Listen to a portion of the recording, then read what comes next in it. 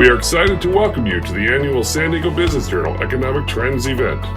Join us for this premier business information and networking virtual event as top executives from San Diego's most respected companies candidly discuss the challenges and expectations for our local economy. A panel of experts will share their insights on the biggest headlines and where the market is going in 2021. At this time, we would like to commence the program and introduce the San Diego Business Journal's president and publisher, Barb Chodas.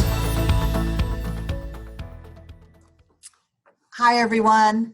I'm Barb Chodas, president and publisher of the San Diego Business Journal, and I'd like to welcome all of you to the San Diego Business Journal's 2021 Economic Trends event. As we are all aware, 2020 was a year of unexpected change and challenges. Extraordinary situations called for extraordinary action. Flexibility became essential as businesses had to pivot, adapt, embrace new technology, and remote work environments. It was a year that all of us will remember.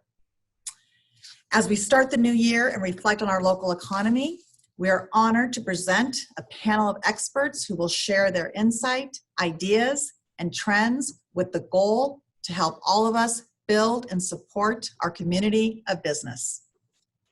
Before we begin our program, I'd like to take a moment to thank our sponsors because without their support, this event would not be possible. Please join me in thanking C3 Risk and Insurance Services, Cox Business, Deloitte, Jacobs and Cushman San Diego Food Bank, North County Food Bank, Kaiser Permanente, and Wells Fargo Bank. Again, our big thank you to all of our sponsors. Now it is my privilege to introduce to all of you the moderator for today's event, Mark Cafferty. Mark is the president and CEO of the San Diego Regional Economic Development Corporation. He sits at the center of unique collaboration of business, trade, community, and education leaders who have redefined the region's economic development strategy and cementing the region as a key stakeholder in the global economy. Mark has spent more than 25 years designing systems and support career advancement and economic opportunity for American workers. Please join me in welcoming Mark Cafferty. Mark? Thanks, Barb. Thank you very much. It's an honor to be here with all of you today. And it's a little bit strange to think that just a year ago, we were all having this event together in a room in La Jolla where we could all sit in a room together, talk to each other beforehand, network. And since then, we've been spending this year like this, having events where we need to talk to each other isolated in our rooms. From different parts of the region, sometimes from different parts of the state. But it is a real honor to be here again, and it shows the resiliency of the Business Journal and the business community that we're once again here thinking about our economy and thinking about the months ahead. And I'd be remiss if I didn't say I hope everyone who's joining us today is as healthy and safe as possible. It's been a difficult year for so many. I would also be remiss if I didn't notice that among the sponsors, Kaiser Permanente is one of the sponsors. And I just want to take a moment to recognize and think of everyone in the healthcare industry. It's a huge part of our economy in San Diego. More than 130,000 people work in healthcare.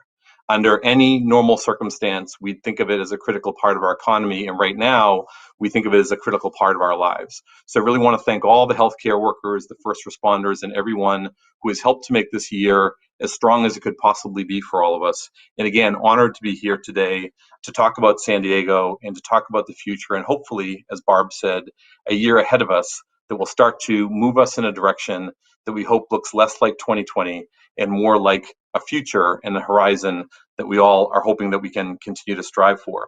So I have the honor of introducing someone who was actually with us last year. And that is the keynote speaker for today, Michael Puglisi. And Michael is an economist, as many of you may know, for Wells Fargo. And as an economist for Wells Fargo Securities, Michael covers the U.S. economy with a primary focus on fiscal policy. He plays a lead role in producing the economics team's U.S. and international interest rate forecasts, but he also contributes to macro commentary on some major foreign economies throughout the world. His work has been published in academic journals and cited in major media outlets such as the Wall Street Journal, Politico, and Bloomberg News. And so it's my honor at this point to ask you all to give a warm online and virtual welcome to Michael Puglisi. Hello, this is Michael Puglisi, an economist with Wells Fargo, where I covered the U.S. economy with this particular focus on fiscal policy and economic policy more broadly. Thank you for having me today at the San Diego Business Journal Conference for Economic Trends. A lot has changed since I presented last year. First and foremost, perhaps, that I'm not there with you in sunny San Diego and instead back in the Northeast, where it's probably just a little bit colder. But there's been a lot to talk about, and there will be a lot to talk about in terms of what's happened in the U.S. economy over the past year and where we're headed. And I think given how much has happened and given how important the outlook is for all of us, I'd like to just dive right in today. And so when thinking about the outlook going forward, if I was just going to sum it up in one sentence, the most important thing I would say is that the near-term outlook is fairly weak as COVID cases are elevated, and the outlook going forward for the next few months is going to be pretty challenging. But over the medium to longer term horizon, we're fairly optimistic, and I'm going to outline a few reasons for why that is. So like I mentioned, COVID cases fairly elevated. We're averaging on a 7-day moving average basis around 200,000 new cases a day, more than 3,000 daily deaths. So quite elevated on that front. And that continues to weigh on the economy in the near term, both due to behavioral changes at the micro level and restrictions at the macro level put in place by federal, state, and local governments.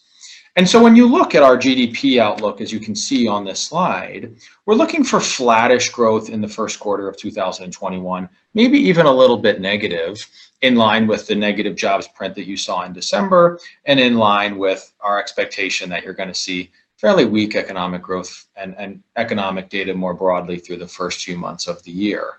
But going forward, we're going to see much more robust real GDP growth over the second half of the year and through the first part of 2022. Now, in terms of what that outlook actually looks like from the labor market standpoint, it's really not as bad as you might think. So right now, the unemployment rate is around 6.5%, 7%. That's around where it was in 2013, when the economy certainly wasn't booming, but that was the 5th year of the Obama administration. It was several years into the last recovery, and that's down quite substantially from the high we saw around the mid-teens in the unemployment rate earlier this year. You look at a broader measure of the unemployment rate, the U6 rate, and that's around where it was again, 2013, 2014. And that measure adds in the individuals who are working part-time but would like a full-time job. Maybe you've lost your job, you're not working, you're not looking for one, but you'd like a job. So think of that there in the blue line as a broader measure of unemployment that too has come down quite a bit and is no longer at catastrophic levels. Of course, some of the reason that unemployment rate has come down has just been people leaving the labor force, hopefully temporarily, but potentially permanently. When you look at the jobs lost relative to where we were before the pandemic, we're still 6.5% lower in terms of total employment, which is around where we bottomed in the fairly severe recession in 2008, 2009. So a long road to recovery still to go. When you break it down by industry, it's quite striking how concentrated the job losses are in a handful of industries. So to put that in perspective, we lost about 22 million jobs over March and April of 2020. We've gained a little bit over half of those back, so call it 10, 11, 12 million, right around that ballpark. But so far, we've only regained about 4 million of the more than 8 million leisure and hospitality jobs we've lost, for example. So about 40% of the decline in employment so far is still as a result of those leisure and hospitality losses alone. A couple more million in retail trade, education, and health services, accounting for combined well over half of the job losses that we've seen so far. These are areas, of course, that are very service-oriented, very high human-to-human contact, that of course have faced challenges during the COVID period. So a labor market that's maybe outperformed relative to some expectations, particularly because in some of these other industries, while there have been job losses, they've been a lot less severe than seen elsewhere. You can see this across quite a bit of different data. This chart here on slide 7 shows open table data, which looks at how many seated diners there were booked on OpenTable relative to a year ago. And you can see here in some states, California, New York, down considerably, 80, 90% year over year. But even in states where there are fewer government restrictions and fairly warm weather, meaning more conducive to outside dining, you can see in a state like Florida, still down 30% year over year. I mean, that's still quite a significant decline, in a state that is probably, at least on a relative basis, fairly well built for continuing outdoor dining and even indoor dining to some extent. So again, leisure and hospitality hit quite severely on that front. Now, some reasons we have to be optimistic are, and you can see this here on slide 8, temporary layoffs still remain elevated. And you might say, why is that encouraging? Well, traditionally, you don't see temporary layoffs in the unemployment rate have some type of connection to the business cycle, as you can see on this chart. And in all of these charts, the gray bars mark recessions. So at the moment, a little over 1 in 4 individuals are self-reporting that, yes, they are unemployed, but they anticipate going back to their old job in the next 6 months. That's down quite a lot from the peak we saw earlier in the pandemic, but is still up substantially from what we saw in previous recessions. And so the hope is that there's still some labor market match there. And if we can get on the other side of this pandemic in the next 4, 5, 6 months, that many of those individuals will return to their jobs, particularly in those harder hit sectors we just discussed in leisure and hospitality, retail trade, education and health services, etc. The flip side of this is, of course, permanent layoffs. So this is individuals who are reporting to the government that they're unemployed, but they're saying they do not anticipate going back to their old job in the next 6 months. You can see this rose quite significantly during the period of the Great Recession in 2008, 2009, and it began rising quite substantially in March 2020, but more recently it's leveled off. And I think it's too early to call a top here and that, we're on a permanent downward trend, particularly given some of that weakness we anticipate in the first 2 months of the year. But it is certainly encouraging that so far, permanent layoffs have not been as bad as they were in 2008, 2009. Again, talking about this a little bit more of this divergence or this bifurcation between very high human-to-human contact sectors like leisure and hospitality and the much smaller losses we've seen in technology, professional and business services more broadly. And this is true both at the national level and, as we'll see, at the regional level in California. The big driver of our medium to long-term optimism, though, really centers around the tremendous fiscal policy response that we've seen to date. It's almost impossible to overstate this, and we could talk about it really for an entire another presentation, but there's so much focus among some individuals on just specifically the highlights of the bills that Congress has passed, the direct household checks being a good example, but it goes well beyond that. Obviously, there was an original round of checks of $1,200 and $2,400, depending on if you're single or married, and then an additional $500 per child. There was another round that was a little bit smaller, cut in half here, that was passed in December. But Congress has done quite a lot in addition to that. There was an extra $600 per week from mid-March through the end of July for unemployment benefits. And again, just to put that number in context, that's an extra $600 per week per unemployment beneficiary on top of their average state level benefit, which varies, of course, from state to state and from income earner to income earner, but on average is about $350. So take that together, that's about $950 per week. To additionally contextualize that for you, at the end of 2019, the median full-time worker in the United States, so median right there at the midpoint of the distribution, and this is full-time workers, was right around $950 per week. And so it was really a full wage replacement for a lot of people, and for some individuals even received more than they had been earning previously. You then tack on the direct checks, the PPP program, which is often portrayed as a small business relief program, which to some extent it certainly is, but given that a large amount of that money must be used for labor costs, to some extent that also serves as a wage subsidy. And then you add in some of these smaller measures around increased SNAP benefits, other transfer payments, and there really has been a robust increase in household income due to these fiscal policy programs. You then pair that with the fact that consumption for households is falling quite a bit, either because households are choosing not to go out and spend, or because they cannot go out and spend due to government restrictions, whatever mix that happens to be. And what you've gotten is a very elevated savings rate over the course of this pandemic. And that's what's illustrated here on slide 10. If you take the savings rate that prevailed at the end of 2019 and apply it to the level of income in the United States for households since the pandemic began, our estimates are that there are $1.5 trillion in excess savings sitting on the sidelines. And again, where does this come from? In part, it comes from the fact that households are not spending, and it also comes from the fact that incomes have been lifted so much by this aggressive fiscal policy.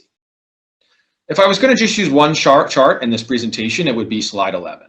Slide 11 shows real disposable personal income. So real meaning inflation adjusted, disposable meaning after tax. And again, this is for households, and it's all forms of income. It's wages and salaries, it's rental income, it's transfers from the government, anything that would count as personal income. Note again, this is income, not wealth. So this is unrelated to the stock market or household home price gains, like on your house, building equity. That's all a wealth metric, not an income metric. So this is just about income. You can see here the dark line is your actual data. The blue line was what we were forecasting before COVID came around, and the red line is our current forecast. And you can see when the pandemic hit, unlike in a normal recession when household income might decline, not only did it hold steady, it actually rose to record levels for the first 2 months of the pandemic. And that kept fading and fading, but still remained above our pre-COVID baseline.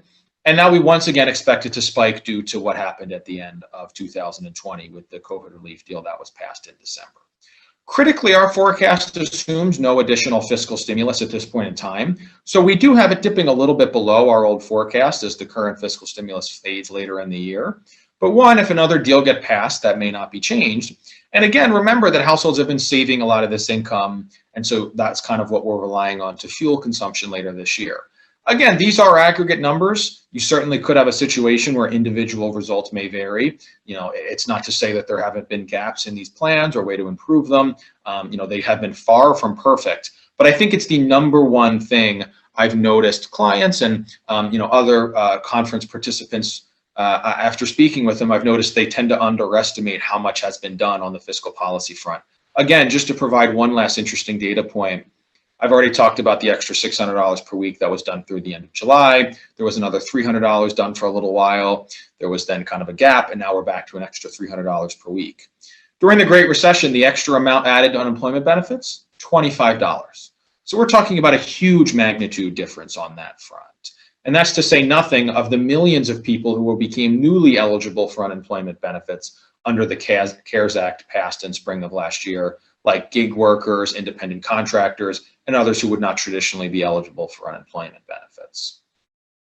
Just to take this a step further, you know, another thing you've seen as a result of this lower spending, higher income, is you've seen households paying down debt. So the household debt to income ratio in Q2 hit the lowest it had been in at least 20 years. It ticked up a little in Q3, but as you can see here in slide 12, you're still seeing households that are deleveraging during this pandemic. Perhaps nowhere more noteworthy than on the credit card front, here denoted as revolving credit. Right when the pandemic struck, instead of seeing credit card usage increase, we've actually seen total balances outstanding decline. Now, maybe some of this is tighter credit standards, people not getting access to credit. It's not to say it's all for the reason of paying down debt, but again, an unusual situation to see such a large decline in debt, given the income shock in private sector income that a lot of households faced over the course of 2020. When it comes to some other sectors of the economy, like housing, they've done quite well as well. Part of that, of course, is due to the very low interest rate environment, due to what the Federal Reserve has done with cutting rates, quantitative easing, that kind of thing. But also it just makes some economic sense. If you're going to be spending a lot more time at home, then your home becomes a more valuable good to you. And maybe you want to shift some of the income you had been spending on vacations or going out to eat or drink or other areas and shift some of that into your home consumption. And that's kind of been you've seen that response so far from home builders in terms of getting housing starts up to the highest level they've been since 2008, 2009. Of course, the concern I hear all about this, very often is, well, what about the federal debt and deficits? We've spent so much. Can we really handle more? What are the implications of this? Again, for time constraints, we only have so much time to go over some of these topics, but one sentence here would be my answer. Am I really worried about deficits and debt at this point in time? No. We've seen these levels of deficits before. We've seen these levels of debt before. We've gotten them back down. Interest rates are very low. Do we have the capacity for another 6 to 12 months of aggressive borrowing to see us hopefully through the end of this pandemic, once we've gotten the other side of the vaccine distribution?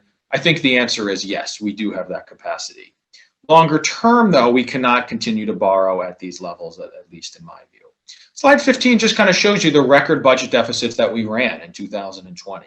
They were the biggest since World War II. Of course, when I say a statistic like that, that means kind of by definition we had them before, and that was during World War II, which you can see on this slide in slide 16.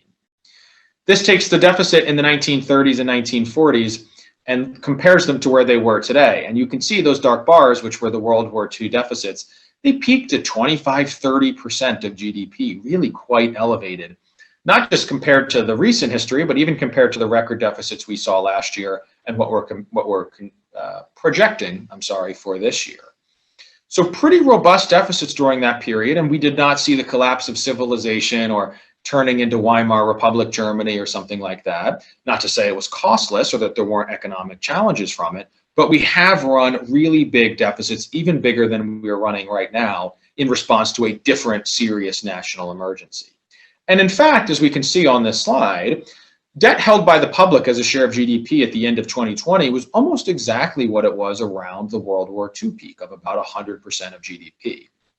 Of course, the one big thing I just caution is that we did then spend the next 2 decades reducing that after World War II. We've written a series of reports on this. Again, it's a pretty detailed subject, but it was done a lot of different ways. Some of it was just the denominator, the fact that we had a relatively robust period of economic growth through the 1950s and 1960s. Part of it was the fact that the tax regime changed in the United States. Taxes went up a lot during World War II to fund that effort, and while they were reduced a little bit after the war, they did not go back all the way to their pre-war level. And spending was cut, particularly on the defense side of things, which was fueling a lot of that increase in the debt and deficit, just like COVID relief is funding a lot of it today. So as that fell off, we ran balanced budgets for years after that to reduce that debt to GDP ratio. So to me, when I think about it, I worry less about the situation today and worry more about once this emergency has passed, be it 6 months, 12 months, or whenever in the next couple of years, will we be in a situation where we're able to get on a sustainable fiscal path? That to me, I think, is a lot more of a worry than a $900 billion package done at the end of last year to see us through a very challenging winter. Of course, that brings us to the Biden administration going forward. It's still very early to see what they will do. To me, I think at a high level, the big takeaway is this will probably come in 2 parts. The first thing they'll try to do is another COVID relief package to hopefully see us through to the end of this. A lot of the benefits that were passed in December expire in mid to late March. So I think that provides a kind of good timing and natural deadline to potentially try to pass one more package that could get us to the May, June, July period by which we, and I think many other analysts, anticipate that better weather and hopefully widespread distribution of the vaccine will allow us to get mostly on the other side of this. So maybe a COVID relief deal first, and then second, maybe later this year, early in 2022, a focus on some other economic policy issues. An increase in taxes, maybe spending increases elsewhere, but the big thing to keep in mind for us at least is just because the president-elect or soon-to-be president, at least as I'm recording this, once you all see this, it will be President Biden. But when President Biden takes office here in just a day or two, what we're going to be looking at is very razor-thin majorities for the Democrats. And so what does that mean? Well, in the House, the Democrats are only going to have a handful of seat majority. And in the Senate, it's going to be a 50-50 tie with Vice President Kamala Harris breaking that tie. So what does that mean? Well, that means that those razor-thin majorities are going to make it very difficult to get things done. Just take the 2017 period as an example, when Republicans controlled the House, the Senate, and the White House with even bigger majorities than Democrats have now. But the defection of some moderate Republicans in the Senate led to the failure of the repeal and replace effort for the Affordable Care Act. And even if all the Democrats stick together, there are still challenges with the filibuster and some other issues that could make some of these policies challenging. So when I think about it, the way I like to think about what economic policy will look like under the Biden administration under the first 2 years of his presidency is take a lot of these proposals that you can see on 18, and this is not even exhaustive, and scale them back significantly, maybe by half, 2/3. I think that's more realistically what you might get in Biden's first couple years in office. So let's pause there and shift gears a little bit and talk a little bit about the California outlook. So as you can see here on slide 20, when it comes to California, the labor market there has lagged a little bit for the United States as a whole. California's unemployment rate through November was a little bit above 8%. Like we already talked about, the US rate is 6.7%, so right around 1.5 or so worse for California. Not terrible, again, down significantly from the more than 16% that prevailed at the peak of the pandemic, but still lagging some. And when you're looking at kind of how the pace of recovery there has played out, it once again has looked a lot like the nation as a whole. There were a lot of jobs gained back in May and June, right after lockdowns began. The most strict of lockdowns were lifted. And then that kind of deceleration occurred where job gains were still positive, but the pace of gains was slower. To the point where now on slide 21, as you can see, yes, the jobs have come back, but we're only about 46% of the way back relative to what was lost in March and April. That's about 10 percentage points worse than the 56% of the jobs gained back we've seen for the nation as a whole. And when you're looking at it on an industry level in California on slide 22, you can once again see that it looks a lot like the nation as a whole. Some sectors down, but not too bad. Professional business services, trade, transportation, and utilities, and some other sectors down 2, 3, 4 percentage points year over year. But you look at leisure and hospitality down 25% compared to the same period a year ago. You look at other services, which include stuff like hairdressers and salons, barber shops, gyms, other services that aren't quite leisure and hospitality, but fall into that bucket, down 15 to 20% year over year. So again, very concentrated job losses in those sectors, not just in the US, but specifically in California. But how does that compare with some of the more white collar jobs that we were discussing earlier? Well, as you can see on slide 23, the technology sector has seen job losses. It's down 3-4% on a year over year basis in California. But compare that to the last two recessions, where employment growth fell around 8-9% at its bottom. Not nearly as bad. And again, this gets back to that temporary versus permanent job loss dynamic we were discussing earlier, where yes, some of these more middle to higher middle income jobs have seen some losses. The permanent layoff rate has risen quite a bit from where it was before the pandemic, but it really hasn't been as bad on that front as say 2008, 2009. Whereas for some of these other sectors like leisure and hospitality, retail trade, etc., it's been an even worse recession than that period was. And perhaps is that nowhere more clear than I think in the technology sector in California. You look at median home prices in California, up significantly. Again, another dynamic that's very similar to the US, where maybe they were leveling off a little bit after years of tremendous growth. There was some signs of a pause there, maybe late last year, early this year. That is once again completely reversed, where median home prices have skyrocketed as people have said to themselves, well, if I'm going to be spending a lot of time here, maybe I want to jump on this asset. Again, this dynamic of income being up more than people realize given the pandemic, and consumption in other areas going down, creating some extra savings on the sideline. And once again, the significant decline in interest rates, where mortgage rates are down 100 to 200 basis points compared to where they were before the pandemic. So against that backdrop, median home prices in California up pretty significantly. When you drill down a little bit more specifically to San Diego, there you've seen the economic recovery be a bit better than California as a whole. Maybe not one of the strongest in the nation, but I think more kind of down the middle of the fairway compared to the United States as a whole. So as an example, the US has an unemployment rate of 6.7%. As of our last data point in November, San Diego was sitting at 6.8%. So right around the national average there. And as you can see in the chart, it has followed the national average pretty closely. And when you look at San Diego on a sector level basis, it once again lines up pretty well.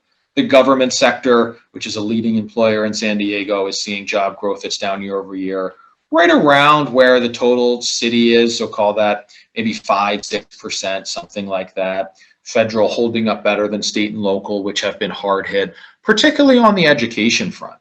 This is another area we've seen some challenges where it's not even necessarily budget related, but just that on the education employment front, there are a lot of jobs that are kind of more of a human to human component to them. So teachers, for example, right now, doing a great job trying to teach online. My mom's a teacher. She's been, teaching online for all of 2020. But think about some of the other education-related jobs that are not being done if you have online learning.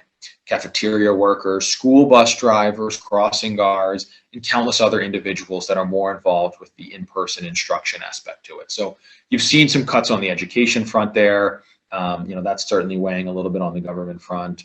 Leisure and hospitality, as you can see here in San Diego, down more than 20%. Other services again.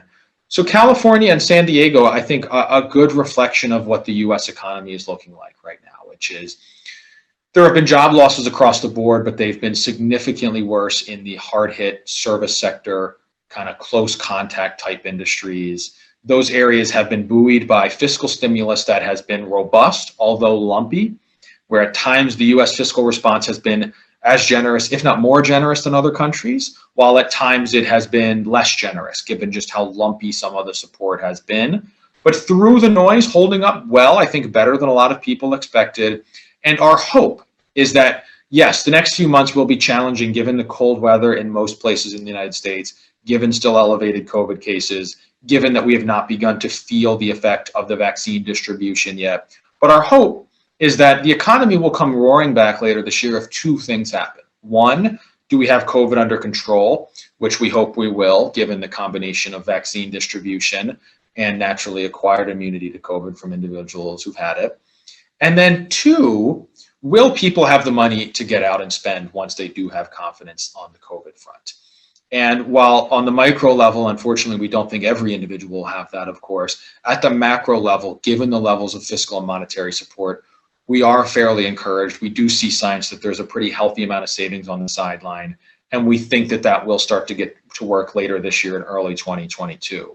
So that we're not back to normal or 100% or all the way back to the economy we had before COVID, but that maybe by late this year, early next year, we're back to like a 2015 type economy, which was, again, not a full employment economy, not a completely booming economy, but certainly a much, much healthier one than we had at our worst points of April, May, June 2020. So I know that was a lot of information. I just wanted to thank you all for joining me today. I'm sorry I can't be there in person. I certainly hope that I will be there in sunny San Diego a year from now, once hopefully all of this is behind us. But I hope you all found that useful, and please enjoy the rest of the events today. Thank you. That was great, Michael. Thank you. And I know I speak on behalf of an awful lot of folks who are on the screen today to say we do hope that we see you back in sunny San Diego this time next year. I'm going to present a little bit and take some of the context of what Michael just shared from a national and a state perspective and talk a bit through the lens of what we're seeing at EDC here locally, what we're seeing now, more of a reality check on what we're seeing now, and some thoughts we have on what we need to do at the local level in the year ahead before we get into hearing from our panel of experts. One thing I do want to remind everyone, if you haven't done so already, is if you have questions, please feel free to punch them into the chat function so that we can monitor that. We know many of you sent questions in advance. We want to see some of the questions that folks have throughout the presentation today. We will not be able to get to all of them, but we'll do our very best to try to cover the spirit of the themes that we're getting in the various questions that are coming in. So I really just want to go through 2 or 3 key things here and share a few slides that I think go a little bit deeper into the local context of some of what Michael was just speaking of. So we can turn to the next slide. I just want to show folks just sort of two places where we're seeing things trending down and trending up. And these don't necessarily correlate in a very positive way with each other. But right now, we're continuing to see, unfortunately, a downward trend in hiring locally. We're continuing to see downward trends in consumer spending and confidence. We're continuing to see a downward trend in the number of businesses that we have operating in San Diego. And we're continuing to see a downward trend to some degree in some segments of the market around real estate demand. On the other side, the things that we actually are seeing trending up, and again, not all positive here, is while Michael referenced a 6.9% unemployment rate, we've continued to actually see that tick up over the last few months. We did not see, for example, the retail bump in December employment that we would normally see during normal times. So our unemployment rate as we speak is closer to 8% in San Diego.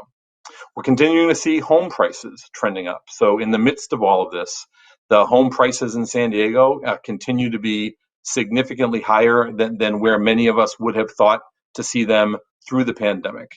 And interestingly enough, when it comes down to certain sectors of our economy, we are seeing an upward trend in venture capital flowing into San Diego, in particular around the sciences and technology, but especially around the sciences. Now, some of that is related to the organizations here at the local level who are focused on things like vaccines and testing and much of what we have seen kind of ramping up across the country. But from a more broad perspective, the investment in our life sciences sector here in San Diego has not only been quite strong, but has continued to move in an upward direction. And a challenging thing that we need to watch, and I'll speak to it in the next few slides, is a alarming trend in inequality in our community and in communities across the country. So we can move to the next slide. Just want to show you two charts, and I want to make sure I explain these in a way that makes them easy to understand. So we're really talking locally about a tale of two very different recoveries. If you can't see the slide well, there's a teal line at the top, a blue line in the center, and a red line very, very far below them at the bottom. What it says on my right as I face the screen is if you look at that teal line, this is where we have seen job recovery since we saw the pandemic begin last year. So looking back to pre-pandemic levels, where we were in January. If you look at our higher wage jobs in the technology and the scientific sectors that I just spoke about, the higher wage, higher skill jobs, we pretty much have seen a recovery already. In San Diego, we're actually 2.4% higher in net jobs in that category, $60,000 a year or higher, than we were at this time in January of last year. In the middle economy jobs, the ones that you see represented by that blue bar, we have dipped 3.9%. So in sort of the middle economy, middle wage jobs that we have in our community, which we have many of, we still have not seen a recovery back to where we were in January last year. But if you see 4%, and you look at sort of where that's representative on there, you can see it trending in the right direction. Where things get very, very alarming is when you look at the lower wage jobs in our community. The jobs in our community, they're paying $27,000 a year or less. If you look at those jobs right now, fully 30% of them have not come back. So while we have seen a net increase in high wage jobs, we've seen certain sectors of our economy have to function differently, but weather this quite well. We have seen other sectors of our economy, critical sectors of our economy, that are way, way, way lower than we would ever hope to see them during this stage of the past year that we have gone through. Not surprisingly, many of the jobs in that particular area, and I'll get to where it impacts the overall number of businesses in a moment, are in places like tourism, are in restaurants, and really are anywhere where foot traffic in general and people gathering in places is critical to the business model. So if we can move to the next slide. So looking at this slightly in a different way, small business resiliency. You'll hear many of us in economic development and many of our regional economists talk about the critical importance of small businesses in San Diego. You'll hear us cite on a regular basis that 90 to 97% of our businesses are small businesses in San Diego, depending on what marker you're using. So this is a chart to take a close look at it from January of last year to December of how many of the businesses, what the overall amount of revenue was for businesses within certain sectors of our economy in January of last year, and where the overall revenue is as of December of the end of this past year. And again, if you look at the teal marker at the top, you'll look and see that that is for business services, kind of a broad category that catches a lot of the different business suppliers that we have around San Diego, a lot of the different types of companies that provide services to other businesses and provide professional services. And we have seen from where we were in January of 2020 to where we were in December of 2020, a 9.3% drop in the overall revenue in that particular sector of the economy. But if you look down to leisure and hospitality, if you look at that red line at the bottom of the screen, correlating with what I just talked about with the workers and the jobs on the last slide, this is where we have seen 61% of the revenue drop off. And you see it gets even lower than that, where we hit in the quarter that followed sort of the true downturn in the economy that came at the very throes of the pandemic. But all these months later, 61% of revenue in that industry has still not rebounded, has still not come back. Now, Michael talked a bit about what his thoughts were and what experts' thoughts are on where tourism and hospitality and entertainment might be later on this year. And he talked about how across the nation and across the state, this particular sector of the economy was impacted greatly. In a place like San Diego, where it is such a strong part of our economy and such a large part of our economy, and so intertwined with other parts of our economy, we know that this is going to hit us harder and longer in the overall process towards recovery. So if we can move to the next slide. So something I want to talk to all of you about is an effort that we are part of with dozens of businesses who are probably on the phone today. And something that we were working on well before the pandemic hit us and well before the economic downturn really became as significant as was just described. And that is really looking at how do our small businesses do by way of getting connectivity and opportunity with the critical sectors of their economy that, quite frankly, someone like me promotes for a living. So when we talk about the bigger businesses in San Diego and the anchors of our economy, who are those organizations? What are those sectors of the economy? And are our small businesses getting opportunities connected to and tied to those anchor institutions? This is something that the Business Journal is really going to help us amplify in the year ahead as well. And it coincides with something that you'll hear a lot of political leaders talking about, but I want to talk about it in more depth. We'll hear people say that as we try to come out of this pandemic, and as we try to come out of this economic downturn, and as we see vaccine distribution become more widespread, people will tell you all the time, we have to get back and buy in our local stores. You have to go to your local restaurants. We have to go to local stores in our community. Challenging part there is just how badly those small businesses are struggling in our community. Some of them don't even have their doors open anymore to function, but that is something that we all need to do.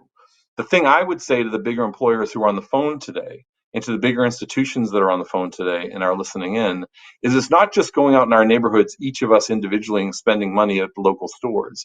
It's thinking of our larger institutions and who they are procuring from. What contractors are they working with? And are those contractors local? And are they from our neighborhoods, and in particular parts of our region that are the most heavily impacted by what's happened with the pandemic?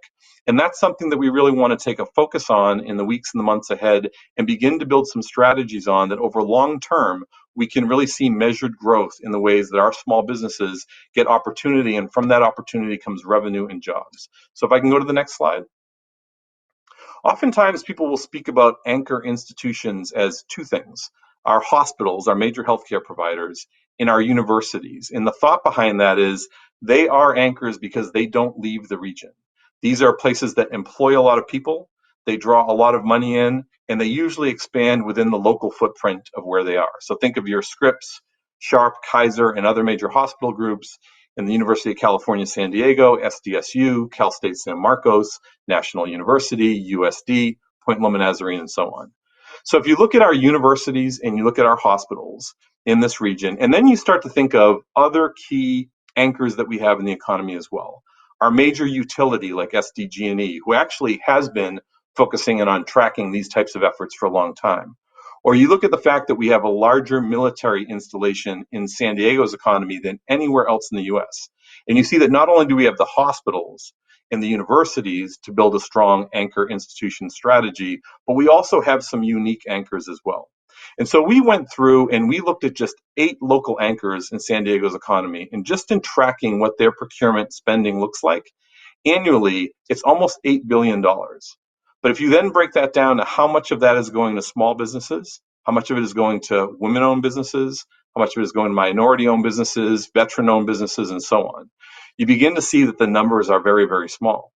And that a lot of our businesses here locally aren't getting opportunities to contract with those major institutions. And if they did, if the percentage of that spend just increased 5-10%, think of what that would mean for overall revenue going into small businesses in San Diego, and what that could mean for jobs and business growth. This is a strategy that we're trying to get more and more larger San Diego businesses engaged in, so that we can ensure that our small businesses not only survive the pandemic that we're going through, but begin to thrive on the other side. Next slide, please. And that's really it as far as what I wanted to talk about today. The last thing I do want to say, though, before we go into the presentations from our various experts that are here with us today, is that this pandemic in every imaginable way has not hit our community, or any communities for that matter, evenly. We know that we're all in this together, but we also know that certain segments of our population have been hit much harder by the pandemic itself.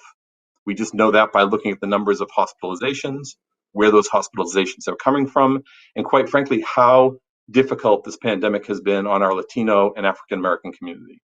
And if you look on the business side, it is in fact the small businesses in our Latino and Black neighborhoods that have been hit the hardest as well. They were the least likely businesses to get some of that PPP funding that you heard Michael speak about. And there are lots of local efforts right now focused on trying to support that. So if you think about the populations that have been hit the hardest, you think about the incredible challenges that tourism has in front of it, and the restaurant industry and the broader entertainment industry, and you think about our small businesses in our region, you can see pretty quickly where we have to be focusing our resources as an economic development community, but also as a business community and as a community in general, not just in the year ahead, but in the years ahead. So with that said, I want to kind of move into the discussion that we're going to have with our various experts, and each of them is also a sponsor for the day. So what we're going to do is introduce the sponsor. You'll see a quick video from them, and then the individual who's going to be speaking will be coming on right after that. I'll ask a few questions to each of the individuals as we go through, but again, want to encourage all of you to send us some questions so that we can see if something comes in the chat function that would be critical to ask and timely in the various discussions that we're having. So our first sponsor for today that I want to make sure we introduce up front is C3, representing the insurance category. And let's take a look at their video, and then I will introduce the speaker for the day.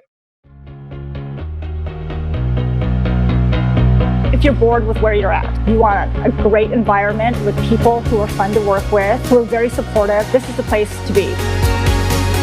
When you're with C3, everybody who is here is going to be there to support you when you have a time of need. We do things differently. We're blowing up the industry. We're not doing what everybody else is doing.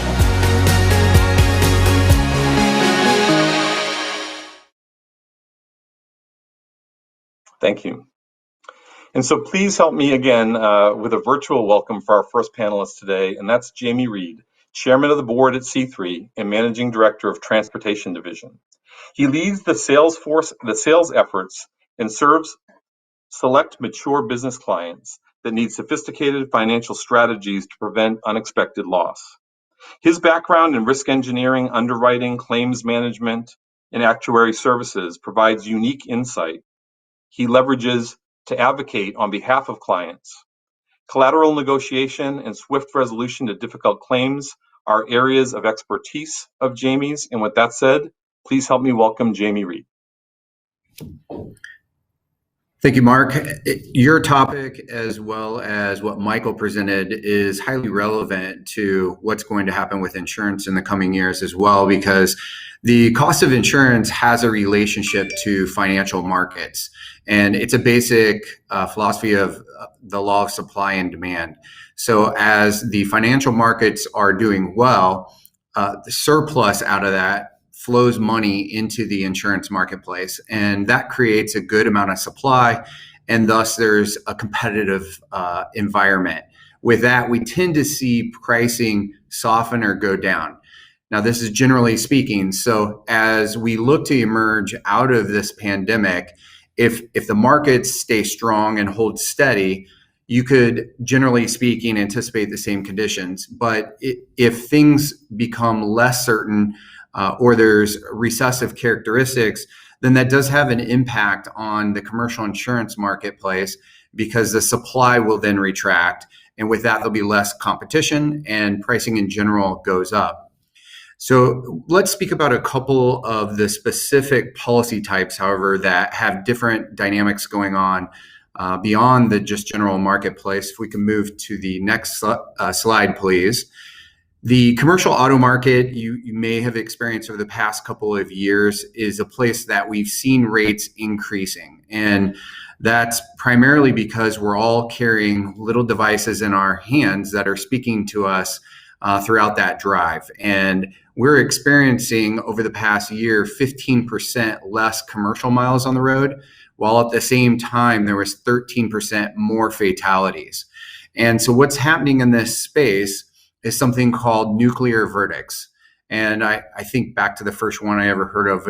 It was an example where a lady burned her hand at McDonald's, and I think the jury awarded $4 million. That was about 20 years ago. We're seeing that type of behavior happen in jury verdicts. And what is taking place is if we have a commercial driver that's involved in an accident where a death or a significant amount of injuries occurs, and in that situation, the business didn't take preventative measures to have a cell phone policy, to train the drivers, to make sure that they have hands-free hardware so that the phones are taken out of their hands, that in those cases, we're seeing these verdicts that are becoming 50, 100, 200, $500 million. And that type of behavior is becoming something that's happening not just in California, but nationwide. And it's really starting to drive the insurance marketplace, regardless of what the economy is doing, because it's starting to get a little bit out of control. So if we go to the next slide, please. We're going to actually skip over this one and go to the work comp one next, please. We want to touch a little bit about work comp because it's an uncertain place. Obviously, we've all been dealing with COVID, and in California, there's a presumption that if somebody contracted COVID in the workplace, it is covered. And so there's some ambiguity there, right? How do we prevent it, or how do we determine if it's contracted in the workplace or not? And so the insurers back in 2019, when they're considering how to price for work comp, they weren't taking that into consideration when they set their rates. So in 2020, when it was mandated to be covered by work comp, you're adding costs to a system that was never anticipated. Now we're starting to experience some work-related deaths, and the long-term effects of individuals who have contracted COVID are still to be determined. And so the things that we're seeing first happen in the marketplace are behavioral changes around how underwriters are approaching it. We're starting to see specific industries, many of the same ones that Mark just highlighted, around hotels, restaurants, where the exposures are great, grocery stores. We're starting to see insurers restrict their appetite in those places. And again, if we take it back to supply and demand, the fewer insurance companies who are willing to participate in that market and keep it competitive means that we're going to start to see costs go up. Now, we don't think it's going to be a catastrophic event that happens overnight, but as this unfolds, we have to figure out a way that COVID can be kept in check for our work comp pricing to stay in what has been a very good marketplace with some of the best rates that we've seen historically. The last thing that I want to comment on is cyber liability. Now, cyber liability is something that's relatively new and is the cheapest insurance you can buy at the moment. We are starting to see a frequency of foreign actors who are taking IT systems hostage. And what happens is a business owner gets a call from whoever the first employee is to log on that day. Their email systems have been taken, their IT infrastructure has been taken, and that's followed up by some sort of communication on a ransom notice.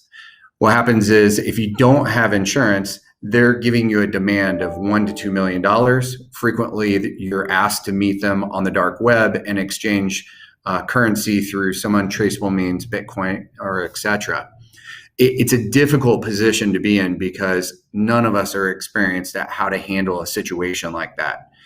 If you have cyber liability in that same situation, we're going to turn the claim into the insurance company. They're going to assign a specialist who will interact with that third party. They will pay a ransom, recover a key that gives you back control of your system, and help you prevent those situations from happening again in the future. And so those are some of the most important things that you should keep in mind as we move forward from an economic perspective on the commercial insurance marketplace. Jamie, thank you. We had a couple of questions come in advance, and you alluded to some of this, but just to go, and not surprisingly, they are they're employment related, and obviously a great deal of the circumstances that we're all working from these days I lost have Mark. changed. So the first question that we have is that many companies have paid a lot for work comp premiums in 2020 during a time when a lot of their workers are working at home, or some may not be working at all or working limited schedules. Is there advice or thoughts on what businesses should be doing to look into that and find out if there is money somehow that they can be getting back on that front? Absolutely. The most common situation is going to be where a business has taken PPP funds, but they were in some form they were shut down, or those employees were not working and they were paid wages. Of course, you shouldn't have to pay workers' compensation premium in a situation where employees weren't working. The key thing there is going to be documentation. So you want to be able to show proof that you did indeed receive PPP funds. And hopefully there was some sort of communication trail you created where you can demonstrate to the insurance company those workers were put off work. In that situation, you should be able to assert that and be able to recover those premiums that were paid for the workers during that time.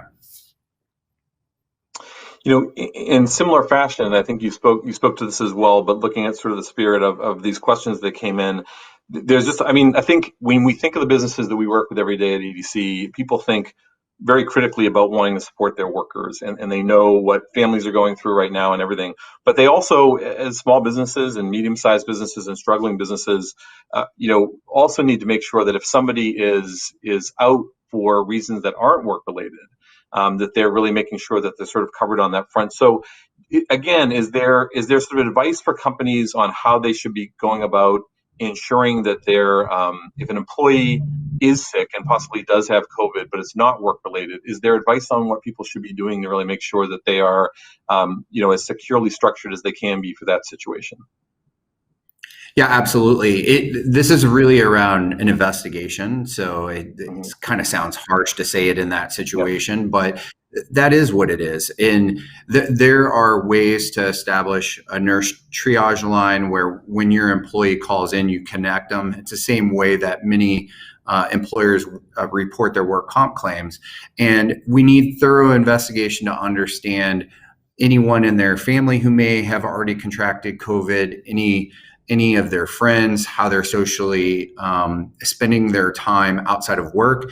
And then similarly, inside your own work, the types of people that have either been exposed or contracted that, because the current presumption puts that burden on the employer. So there's an assumption there that it is work related unless we can prove otherwise. So businesses, to how you alluded it, businesses do need to take those steps to protect themselves. Great, thank you.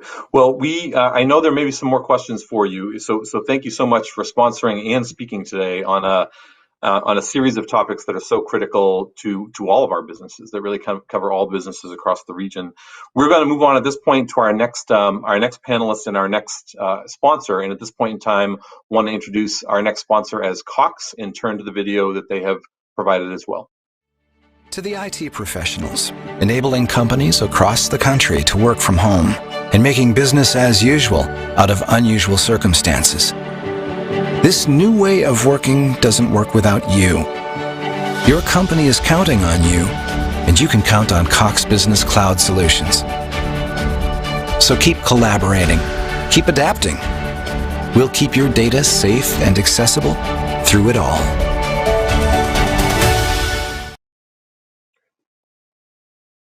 Thank you. And at this time, I want to introduce our next panelist, and that is Cox Business Vice President, Dwayne Cameron, who oversees the day-to-day sales and operations for the delivery of data, voice, video, and security solutions to San Diego businesses of all sizes. He's responsible for customer satisfaction, marketing campaigns, and initiatives tailored to unique telecommunications needs, and has held various leadership roles in the telecommunications industry in both California and Nevada. So please help me welcome Dwayne Cameron. Thanks, Mark. Thanks for the introduction. I'm glad to be here with all of you today. As the Cox Vice President, I have a front row seat to the evolution of technology and how that technology is powering homes, businesses, and our communities. And some of that innovation is happening right here in San Diego, which has a strong entrepreneurial community. We can talk about 2021, but before we move to 2021, we should really talk about 2020 and how the COVID-19 pandemic changed overnight how we work and run our businesses. As businesses and organizations of all sizes shifted their operations and workforces during the stay-at-home orders, the telecommunications industry had to make the shift as well. Providers like Cox Business had to reach out and be unique and creative in their ways of engaging our business customers. In some instances, such as with Rady's Children's Hospital, we implemented an emergency network upgrade to double their bandwidth. This made it possible for their non-essential employees to do their jobs from home, such as video chats, patients handling with large files and confidential files for their patients without overwhelming their online systems. The pandemic accelerated the shift in the workforce by 5 to 10 years, and in 2021, we'll continue operating with a remote workforce. In fact, in a survey by Gartner, 80% of those surveyed said they'd want to continue working from home after the pandemic, if it's even for part-time. Telehealth was also accelerated by the pandemic last year, and in the last week of March 2020, telehealth visits more than doubled compared to the same period in 2019, according to the CDC. As with Cox Business and what we did with Rady's Children's Hospital, the telecommunications industry will continue to partner with hospitals and medical offices as they transition to offering more telehealth services in 2021. In fact, part of the Cox family of companies, Trapalo, works with the medical industry for their telehealth services and patient monitoring. And interestingly enough, as a consumer pulse survey that was sent out by Cox last year, 40% of those surveyed used wearable devices such as a Fitbit or Apple Watch to track their health goals. 83% of those respondents said that they would provide their physicians access to their fitness data. We also expect to see an increased focus in cybersecurity this year due to everyone working from home. According to PricewaterhouseCoopers, 55% of enterprise executives plan to increase their cybersecurity budgets in 2021, and 51% are adding full-time cyber staff, even though 64% of that same group said they expect business revenues to decline. They feel cybersecurity is more business critical than ever. So as you can see, a remote workforce and the pandemic will continue to impact how businesses and organizations use technology. Mark, I'll turn it back over to you. And Dwayne, before I jump into a couple questions that we received in advance, I just want to say thank you to Cox in a huge way, because from the day this started, I have done hundreds of meetings from where I sit talking to you right now. And simultaneously, like so many families in San Diego, my door could open behind me at any moment because my two sons are trying to do school every day online. And my wife, who is a small business owner, actually, and a physician, has had to shift so much of her work to the telehealth sort of visits and opportunities that you just spoke about, and none of what we would have pictured just a year ago. And so, in every board meeting that I have on a very regular basis, I think that whether it is our children in our region trying to just simply have access to education, or whether it's us as business owners and leaders and workers trying to make sure that we can stay connected to our clients and our peers, sometimes we don't thank enough the folks who've been out making sure that connection stays going. And I remember I spoke to Sam Atisha, a board member of mine, right when this happened, and he said, the teams that you all oversee were as busy as they are on Super Bowl Sunday, but every day. And I know that that's the kind of ride that things have been on for the folks at Cox. I want to say, you spoke about cybersecurity, and I think we all think of bandwidth. God, we've all been home doing this work, shifting and needing to make sure we have the bandwidth. But from a cybersecurity perspective, it's a whole different world than how we would have been operating back in our offices, just a year ago. Can you talk a little bit about what that means, a little bit deeper what that means for the businesses now and in the future? Yeah, absolutely, Mark. And such an incredible topic to address now more than ever. There's some crazy stats out there about cybersecurity, and businesses, one of them is the businesses that have been breached have a 60% chance of failing within the next 3 years. It's a crazy stat. And so the importance of protecting our remote workforce and our distance learning environment is even more critical. And so there's really three components that are core to security. And there are so many layers. It's like an onion. There's a lot to security. But at a high level, it's the infrastructure, the employees, and web content. And so securing your infrastructure really is about that firewall. A lot of us have heard about that, and we use it in the business environment. We use them at homes. But securing those firewalls, ensuring that the software is updated, you have the latest version, is absolutely paramount. The second is securing your employees. And now that sounds really weird, but of these three core components, the employee is probably the toughest, meaning that one mistake on a phishing email can open up an entire network. And so the importance of training your employees, teaching them about the protocols on how to deal with some of the socially engineered emails is critical. And then the last piece is, and this has really become more difficult in our current environment, is the web content filtering and how to control that when folks aren't in the office and students aren't in schools, trying to secure your local home Wi-Fi. So many components are really tied into those three pieces. Now, there's some other stuff you can do, and we're all familiar with the antivirus and the malware protection, regularly scan for viruses, making sure that you change your password. I mean, it sounds so obvious, but 25% of passwords can be hacked in 3 seconds. So it's really tying in what's available and locking down the discipline, both in the work environment and in the home environment. Amazing. Well, another question that came in that I think you kind of started to touch on a bit with the presentation earlier is we hear the term smart cities and smart technology a lot. And I think probably maybe now more than ever, in the sense that people keep thinking when we come out of this, we need to be more resilient. We need to make sure, from a cybersecurity perspective, we're monitoring things better. We need to use data better to make solutions as businesses and municipalities. In your mind, what is sort of that smart cities, smart technology picture? What does that mean for businesses here in San Diego? Yeah, great question, Mark. Cities around the country, not just here in San Diego, but cities around the country are looking to see how they can tap into these telecommunication infrastructures that are already in place. Some of the stuff they're trying to control and monitor is energy, water conservation, traffic control, parking management. Smart technology applications can be complex. They require a lot of telecommunication providers to be involved. And so one of the things we're doing in the local municipalities is looking at what their long-term objectives are. We see crowd management, we see stoplight control. There's so many things that they're looking at. And right now we have some pilots going on across the country. One of them happens to be in Henderson, Nevada. The pilot began in 2020, and it's the Water Street District Innovation Corridor.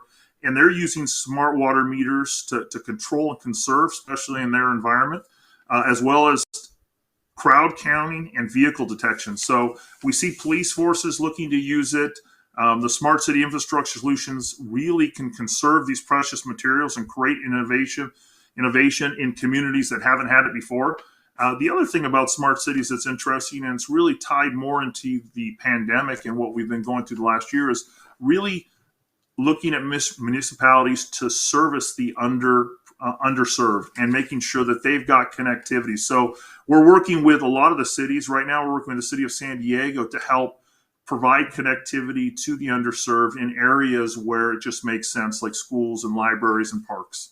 So a lot going on. It's very complex, but at the end of the day, it's all about how do we provide more connectivity options to use these devices.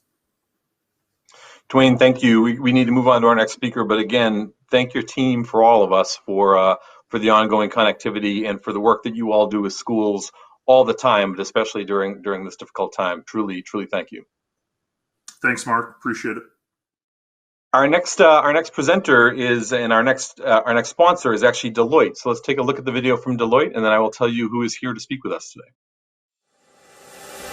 Come at it wide. Go deep. This angle, that angle. Close up, far away. Global, local. Deloitte deconstructs tomorrow's transformation today from a variety of vantage points. But why the altered perspective? Each point of view illuminates new ways to adapt to change. A second look uncovers unrealized opportunities.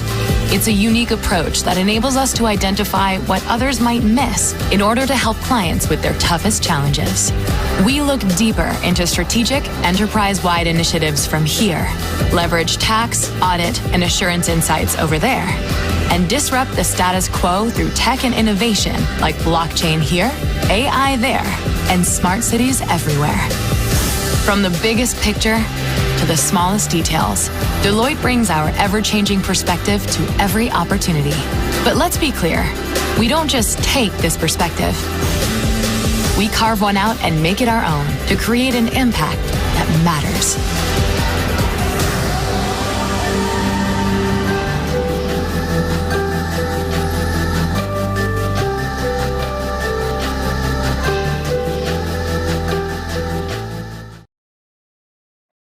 Great video there, covering a lot of great topics. Let me tell you a little bit about Julie Moran, who is the Consulting Managing Director with Deloitte Consulting LLP and serves as the Deloitte San Diego office marketplace leader.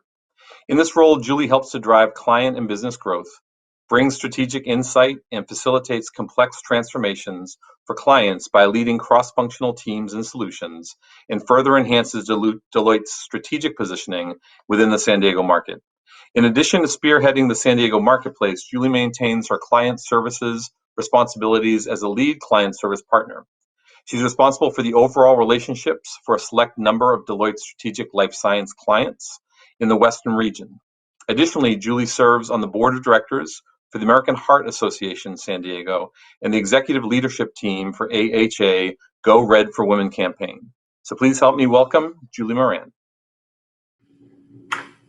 Thank you, Mark. I'm thrilled to be here today. And as you mentioned in my bio, my background is all life sciences. So while San Diego has a real broad footprint of industries, I'm going to focus on life sciences and really what that impact is going to mean as we come out of this pandemic. Thinking about, let's go to our slides, okay? You can progress actually to the second slide. So when I think about San Diego, to me, it's a great example of what we would call an innovation ecosystem. And the definition of that is really a cluster of synergistic forces. If you think of Michael Porter's cluster theory, one great example of that is Silicon Valley in the early 1990s. And I think globally, we have quite a few of these that have basically just erupted over the last decade in life sciences. Berlin, Tel Aviv, Boston, Shanghai, and as San Diego is one of the largest life sciences marketplaces in the United States, it's right up there with all of those examples. So when we think about what is it that is contributing to that innovation and really making us a unique ecosystem, it's some of the things that all of you have mentioned already. We've got an enormous environment of enabling institutions. There are over 80 research institutes and universities in the San Diego region. That's phenomenal. And from those, we graduate over 7,000 STEM professionals a year. So the talent basis that's available here is incredible. What that's actually done is it brought many of our headquartered life sciences companies that are headquartered elsewhere into San Diego because of the research talent that's here. And they operate huge, significant research and development organizations right here in San Diego because of that talent base. The other thing that's really necessary is that startup activity, that entrepreneurial community.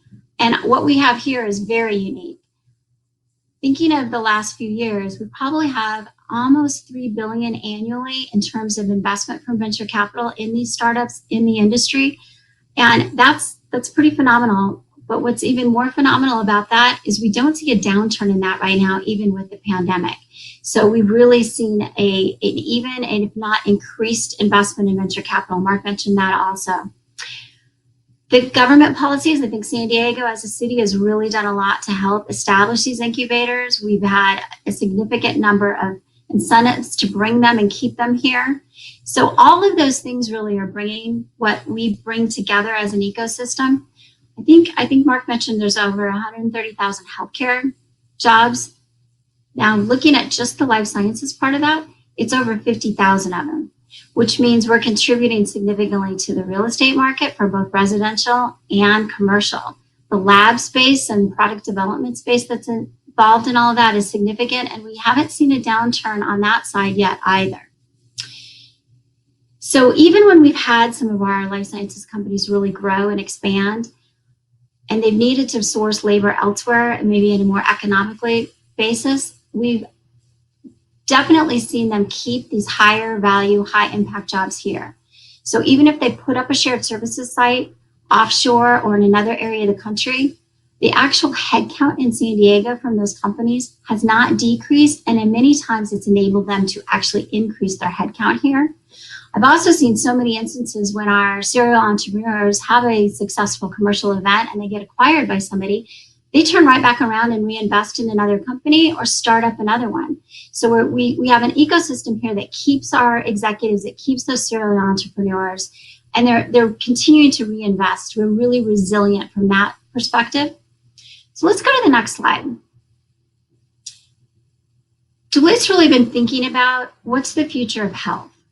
And the COVID-19 pandemic has just exacerbated the deficiencies in our healthcare system, and it's really catalyzing change. All of our speakers today have mentioned something that is part of that change, and it's something where it's not just the life sciences sector that is going to be a contributor to what does the future of health look like in the next 2 decades. It's going to take a multitude of industries to really contribute to this and actually realize that success in digital transformation and that future of health.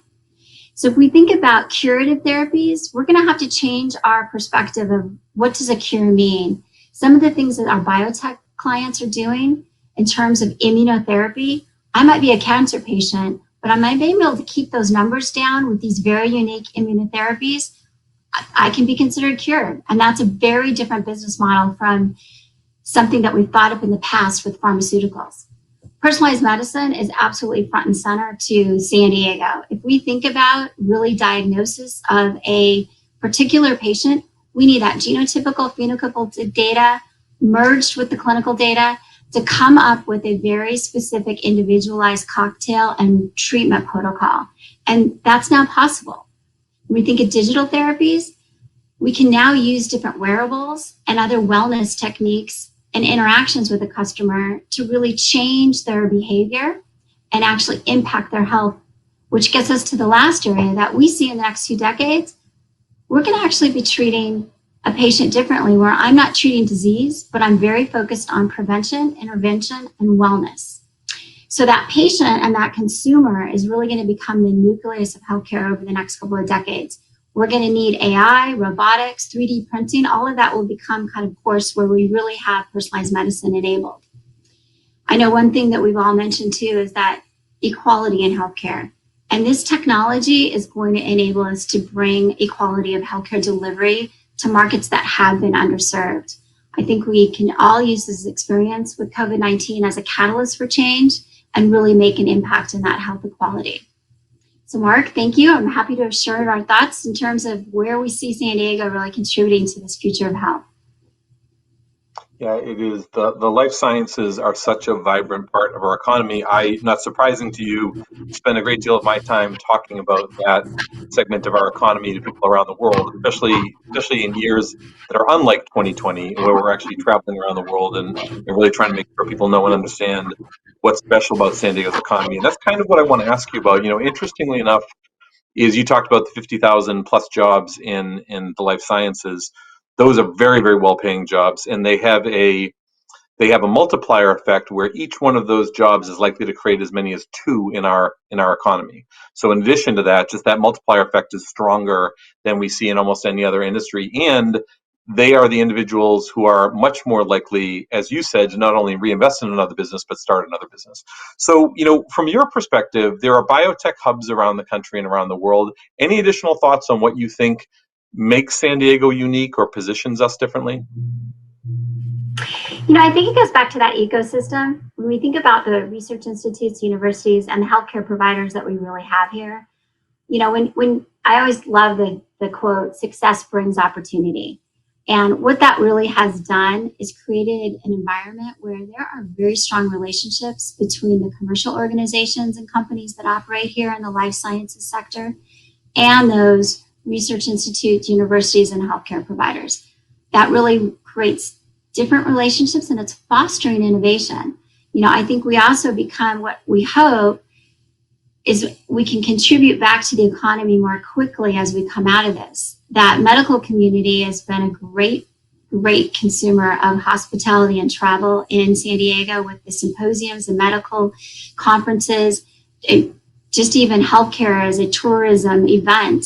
So we really hope to, contribute to that and spur that on when we come out of this. Absolutely. And I know the leaders at our convention center look at those medical and life sciences conference as sort of the gold standard for what people bring to town with them when they come, how long they stay, how much they spend.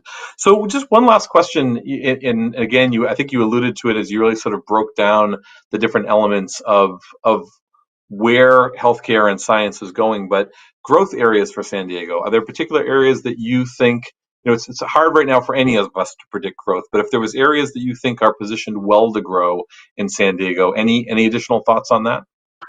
Yeah, we definitely have a few very unique segments that San Diego offers a multitude of companies really at the forefront of innovation there. Diagnostics, front and center. I would have always said that it's, imaging and the big guys, like GE Healthcare, and that was really the diagnostics, but that's not anymore. And I think what we're realizing is we really have a ecosystem here that's got that scientific basis that's fueling these very unique, very personalized, and very quick turnaround diagnostics. Many of these organizations have been front and center to what's happened with COVID-19 and testing and bringing the vaccines.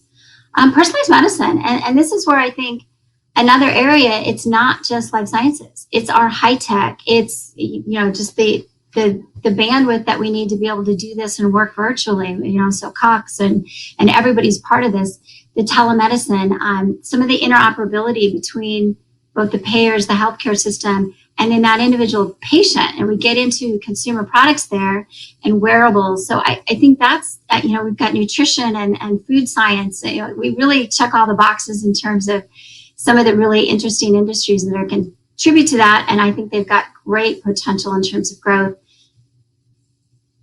Yeah, it's very exciting always to think of that convergence of healthcare and IT and science, and that San Diego is well positioned to grow as an economy because of that. But also, it's contributing to the most critical issues for all of us, from a healthcare perspective, from a wellness perspective. So thank you for shedding some light on that particular and exciting area of our economy, and thrilled to have you as part of the program today. So thank you.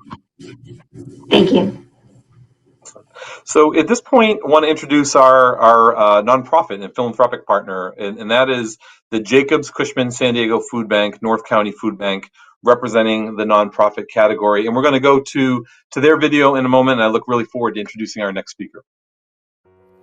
Hi, I'm Jim Floros, President and CEO of the Jacobs and Cushman San Diego Food Bank. The San Diego Food Bank and our North County Food Bank chapter has been proudly serving San Diego County for over 4 decades.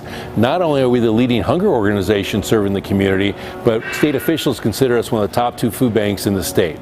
No one could have seen the COVID-19 crisis coming, but I'm so proud of our organization, and as a local nonprofit, we were able to mobilize our staff, our partner agencies, and our volunteers. We pivoted, we adapted, created new strategies, and started feeding a lot more people. In fact, we went from feeding 350,000 people a month to nearly 600,000 people, numbers we would have never ever imagined could be possible. Just since the middle of March, we've distributed over 48 million pounds of food. This past December, we distributed 6 million pounds of food. That's a record-breaking month. Never in our 44-year history have we ever distributed that much food. So our message is simple. There's plenty of food. Stay calm. We will weather the storm together. To learn more about the San Diego Food Bank, how you can help, or how you can get help, go to SanDiegoFoodBank.org.